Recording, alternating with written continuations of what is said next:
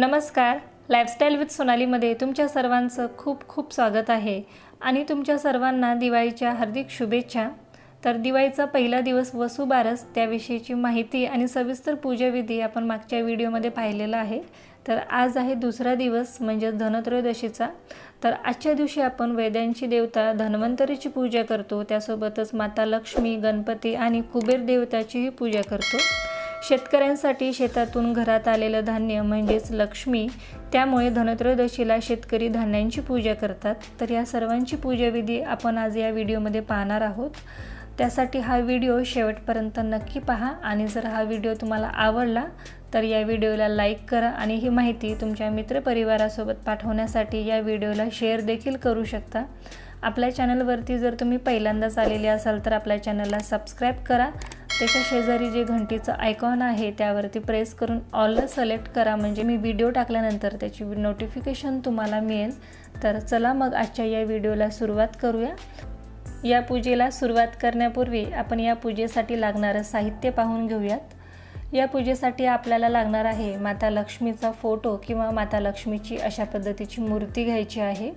या मूर्तीजवळच तुम्हाला सोनेरी रंगाची छोटीशी मूर्ती दिसत असेल, ती कुबेर देवतेची आहे। जर ही तुमच्याकडे नसेल तर तुम्ही कुबेर देवतेचं प्रतीक म्हणून सुपारी देखील घेऊ शकता। त्यानंतर कलश मांडण्यासाठी हा तांब्याचा तांब्या घेतलेला आहे, नारळ घेतलेला आहे, घंटा घेतलेली आहे, सोन्याचे दागिने घ्यायचे आहेत, थोडेसे पैसे आणि एका प्लेटमध्ये तांदूळ घेतलेले आहेत।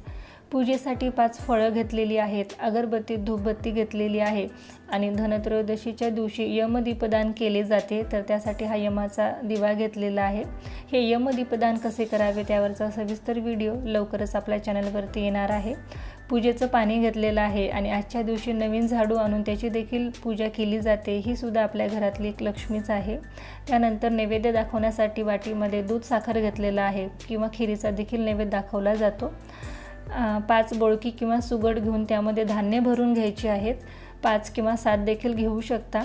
त्यानंतर दिवे घेतलेले आहेत, लक्ष्मीची पावलं आहेत, पूजा करण्यासाठी हळद कुंकू अक्षदा घेतलेली आहेत, पूजेचं साहित्य घेतलेलं आहे म्हणजेच हळद कुंकू, खारीक, खोबर, बदाम, सुपारी आणि गणपतीची पूजा करण्यासाठी इथे मी सुपारी घेतलेली आहे। याऐवजी तुम्ही गणपतीची मूर्ती देखील घेऊ शकता आणि गणपतीला नैवेद्य दाखवण्यासाठी गुळ खोबऱ्याचा नैवेद्य दाखवायचा म्हणून तो घेतलेला आहे आणि आजच्या पूजेचा नैवेद्य असणार आहे धने आणि गुळ। त्यानंतर मग पूजेसाठी काही फुलं घेतलेली आहेत, कापसाची वस्त्र घेतलेली आहेत, विड्याची पान घेतलेली आहेत कलशात टाकण्यासाठी आणि गणपती स्थापन करण्यासाठी। त्यानंतर आरती करण्यासाठी तुपातल्या वाती आणि आरतीचं ताट घेतलेलं आहे। तर आजच्या पूजेसाठी आपल्याला एवढं साहित्य लागणार आहे। यातील जर काही साहित्य तुमच्याकडे नसेलच तर काहीच हरकत नाही, आपण ही पूजा मनोभावे केली तरी आपली प्रार्थना देवापर्यंत नक्कीच पोहोचेल। तर ज्या ठिकाणी आपल्याला ही पूजा करायची आहे ती जागा स्वच्छ करून घ्यायची, छान असे सुशोभित करून घ्यायची आहे। तर इथे मी अशा पद्धतीने ही जागा सजवून घेतलेली आहे। तिथे एक वस्त्र टाकून घेतलेलं आहे आणि त्यावरती पाट मांडलेला आहे, त्यावरती लाल वस्त्र टाकलेलं आहे।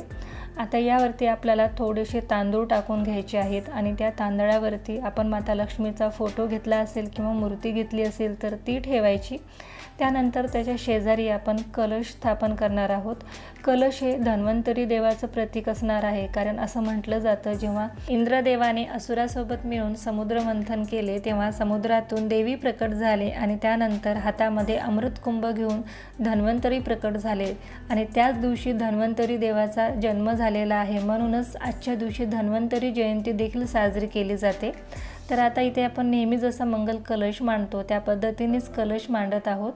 तांब्यामध्ये पाणी टाकलेलं आहे, त्यामध्ये हळद कुंकू अक्षदा फूल वाहून एक नाणं आणि एक सुपारी टाकून घेतलेली आहे आणि त्यावरती 5 विड्याची पाने ठेवून त्यावरती नारळ ठेवून घ्यायचा आहे आणि हे आपण धन्वंतरी देवाचं प्रतीक म्हणून मांडत आहोत। तुमच्याकडे जर धन्वंतरी देवाची फोटो असेल तर तुम्ही ते देखील ठेवू शकता, नसेलच तर तुम्ही अशा पद्धतीने पूजा देखील करू शकता। त्यानंतर आता समोर आपल्याला 2 विड्याची पानं ठेवायची आहेत आणि त्यावरती एक सुपारी ठेवायची। तर हे आहे गणपतीचं प्रतीक, त्यावरती पाणी शिंपडून त्यावरती हळद कुंकू अक्षदा वाहून घेते। ध्रुवा असतील तर ध्रुवा वाहायच्या, नाहीतर मग माझ्याकडे हे लाल फूल आहे तर मी हे लाल फूल वाहून घेत आहे आणि जो आपण गुळ खोबऱ्याचा नैवेद्य घेतलेला आहे तो गणपतीला दाखवायचा आहे। यानंतर अगरबत्ती ओवाळून नैवेद्य दाखवून घ्यायचा। तर आता इथे आपली सुरुवातीची गणपती पूजा झालेली आहे। त्याच्या शेजारीच आपल्याला परत 2 विड्याची पाने ठेवायची आहेत आणि त्यावरती आपल्याला या पूजेच्या वस्तू मांडून घ्यायच्या आहेत। हळद, कुंड, खारीक, खोबर, बदाम, सुपारी या सर्व वस्तू त्या पानावरती ठेवल्यानंतर आता आपल्याला पूजेला सुरुवात करायची। तर माता लक्ष्मीवरती आणि धन्वंतरी, कुबेरदेव आणि पूजेच्या वस्तू या सर्वांवरती आपल्याला फुलाने पाणी शिंपडून घ्यायचं आहे। त्यानंतर माता लक्ष्मीला हळद कुंकू लावून घ्यायचं, अक्षदा वाहून घ्यायच्या आहेत। अशाच पद्धतीने आपण कुबेर देवाची, धन्वंतरी देवाची आणि पूजेच्या ठिकाणी ठेवलेल्या सर्व वस्तूंची पूजा करून घेणार आहोत। आजच्या दिवशी म्हणजेच धनत्रयोदशीच्या दिवशी पूजेची वही खरेदी केली जाते, जी आपण दिवाळीच्या लक्ष्मीपूजनामध्ये ठेवतो। ती वही आजचा शुभ मुहूर्त पाहून खरेदी केली जाते। त्यासोबतच झाडू खरेदी केला जातो।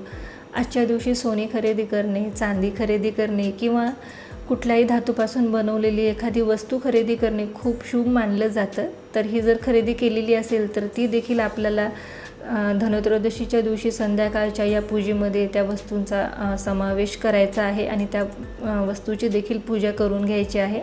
तर आता आपण सर्व देवतेची पूजा करून घेतलेली आहे, फुलं आणि फुलांचे हार वाहून घेतलेले आहे। त्यानंतर आता आपण माता लक्ष्मीसमोर एका छोट्या प्लेटमध्ये तांदूळ घेतलेले आहेत आणि त्यामध्ये सोन्याचे दागिने ठेवणार आहोत।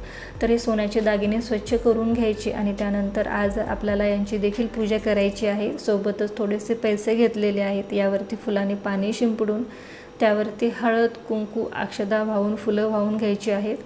आणि त्यानंतर मी मगाशी सांगितल्याप्रमाणे आजच्या दिवशी झाडू खरेदी करणे अगदी शुभ असतं।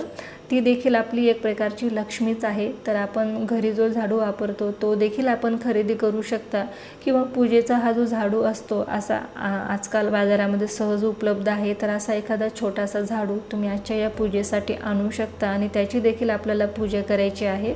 तर पूजेच्या ठिकाणी हा झाडू ठेवून त्यावरती पाणी शिंपडून घ्यावं, हळद कुंकू अक्षदा वाहून फुलं वाहून घ्यायची आहेत। यानंतर आपल्याला सप्तधान्याची पूजा करायची आहे, कारण शेतकऱ्यांच्या घरी नवीन धान्य आलेलं असतं आणि हे धान्य म्हणजेच त्यांची लक्ष्मी आहे। तर आपण जेवढी बोळकी घेतली असतील म्हणजेच 5 किंवा 7 तेवढे अशा पद्धतीने आपल्याला हे तांदूळ टाकून घ्यायचे आहेत आणि त्या तांदळावरती आपल्याला एक एक बोळकी ठेवायची आहे। तर पहिल्यामध्ये मी भरलेली आहेत धने, त्यानंतर तीळ भरलेले आहेत, तिसऱ्या बोळकीमध्ये मी गहू भरलेले आहेत, चौथ्यामध्ये ज्वारी भरलेली आहे आणि 5व्यामध्ये लाया बताशे भरलेले आहेत। याऐवजी जर तुम्ही 7 ठेवले असतील तर तुम्ही एकामध्ये तांदूळ भरू शकता, हरभरे भरू शकता। त्यानंतर आता आपण जो दूध साखरेचा नैवेद्य घेतलेला आहे तो ठेवायचा आहे। याऐवजी तुम्ही खीर बनवली असेल किंवा अजून कुठला गोडाचा पदार्थ केला असेल तर तो देखील तुम्ही प्रसाद म्हणून ठेवू शकता आणि दाखवू शकता। त्यानंतर आपण जे 5 फळं घेतलेली आहेत ते ठेवून घ्यायची आणि इथे एका ठिकाणी आपण अशा पद्धतीने तांदूळ टाकून त्यावरती हळदी कुंकू वाहून हे आपल्याला यमाचा दिवा लावायचा आहे। यालाच यमदीपदान म्हणतात। तर हे कसे करावे यावरचा एक सविस्तर व्हिडिओ या व्हिडिओनंतर लगेचच येणार आहे, तर तो तुम्ही अवश्य पहा। त्यानंतर आता हे इथे घेतलेलं आहे आरतीचं ताट। या पूजेला धने आणि गुळाच्या नैवेद्याचा मान असतो। तर आजच्या दिवशी म्हणजे धनत्रयोदशीच्या दिवशी धने आणि गुळाचाच नैवेद्य दाखवायचा आहे। यासोबतच आपण अजून एखादा गोडाचा नैवेद्य दाखवू शकतो, जो काही आपण आज गोड पदार्थ केला असेल किंवा खीर केली असेल, नसेलच तर दूध आणि साखर देखील आपण नैवेद्यामध्ये दाखवू शकतो। त्यानंतर आता इथे मी अगरबत्ती लावून घेतलेली आहे, पूजेच्या ठिकाणी एक दिवा लावलेला आहे आणि पूजेच्या अवतीभोवती छान असे दिवे लावून घेत आहे।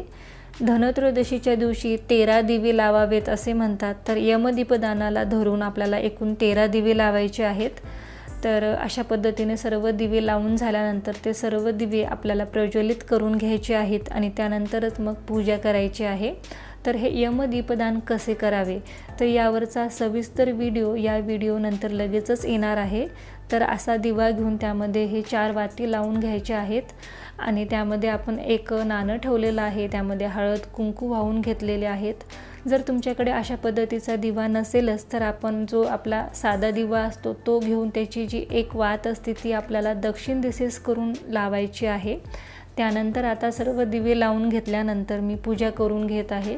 सर्व देवांवरती हळदी कुंकू अक्षदा वाहून घेत आहे आणि पूजेच्या ठिकाणी आपण ज्या ज्या वस्तू ठेवलेल्या आहेत त्या सर्वांची पूजा करून त्यावरती फुलं वाहून घेत आहे। तर यावर्षी धनत्रयोदशीच्या दिवशी अशी पूजा तुम्ही देखील अवश्य करा। ही पूजा केल्यामुळे आपल्या घरामध्ये लक्ष्मीचा वास राहतो, पैशाची भरभराटी होते आणि सुख समाधान आपल्या घरामध्ये नांदत असते। तर ही पूजा आपल्याला या धनत्रयोदशीला संध्याकाळी करायची आहे। तर आता सर्व पूजा झाल्यानंतर मी आरती करून घेते।